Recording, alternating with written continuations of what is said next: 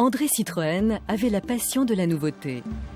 Lorsqu'Adolphe Quégresse lui présente le principe des autochenilles en 1920, il est tout de suite séduit et s'assure immédiatement l'exclusivité de cette innovation. Très vite, les démonstrations se multiplient, tant pour des usages militaires que civils. Du sable des dunes au sable du désert, peu de temps s'écoulera. Après plusieurs milliers de kilomètres d'essais, de repérage et de mise au point, la première grande expédition Citroën allait traverser le Sahara, de Tougourt à Tombouctou.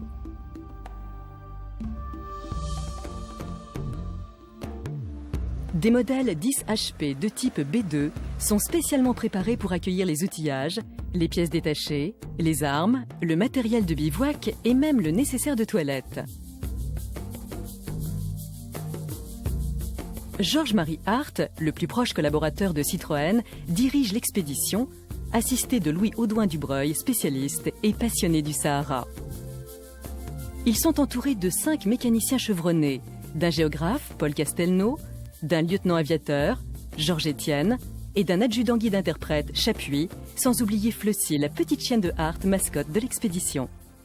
Les 5 voitures baptisées Scarabée d'or, Croissant d'argent, Tortue volante, Chenille rampante et Bœuf à pisse portent chacune 2 hommes.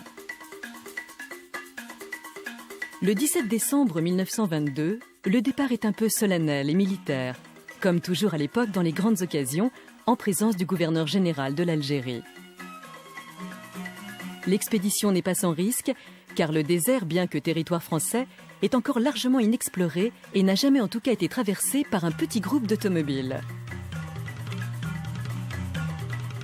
Ce seront 3200 km d'épreuves et de prouesses pour les hommes comme pour les machines. Il faut passer les hautes dunes au sable fin et mobile, les vallées et les gorges, les plaines battues par les vents, des pays où il ne pleut jamais et où toute erreur d'orientation, tout écart par rapport au chemin peut être un danger de mort. Malgré tout, le parcours est jalonné d'étapes qui offrent aux explorateurs les moments de découverte ou d'émerveillement qui motivent aussi leur voyage. Des oasis accueillantes où l'on peut flâner sur les marchés, des fêtes, des danses et parfois même un peu de tourisme. Mais qu'on ne s'y trompe pas, en dehors de ces quelques moments de répit, l'expédition n'est pas une partie de plaisir. La plupart du temps, il faut bivouaquer dans des lieux inconnus, rester vigilant pour faire face à toute éventualité, rouler de nuit ou très tôt pour éviter la chaleur après les nuits glaciales. Et bien sûr, entretenir les voitures, tracer les itinéraires, gérer les réserves d'essence. Le dernier jour de l'année se passe à Tinzaouaten, où rendez-vous a été fixé avec un groupe de ravitaillement. De telles retrouvailles en un tel lieu et pour la Saint-Sylvestre, cela mérite bien une coupe de champagne. En route vers le Niger, le paysage change. Steppes herbeuses, forêts, fleuves et encore de nouvelles rencontres, de nouvelles danses, de nouvelles images. Après 20 jours et 3200 km, le 7 janvier, l'expédition atteint Tombouctou, accueillie par le commandant de région galopant à la tête de son état-major.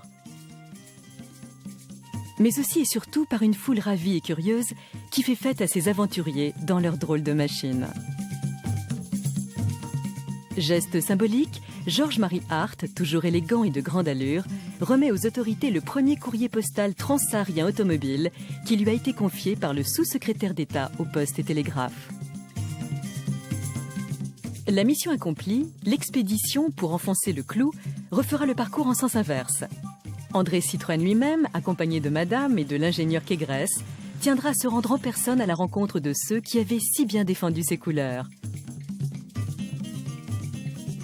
Car cela faisait bien sûr partie de l'enjeu, assurer à la marque une gloire supplémentaire. Devant la caméra, on s'appliqua sans doute à jouer ses retrouvailles, à grand renfort de bras en l'air et d'embrassades. Mais la fierté et la joie étaient bien réelles, et l'exploit incontestable. De nouvelles routes étaient ouvertes, et c'était la marque au double chevron qui signait l'exploit. Le retentissement sera mondial, et Citroën n'allait pas s'arrêter en si bon chemin.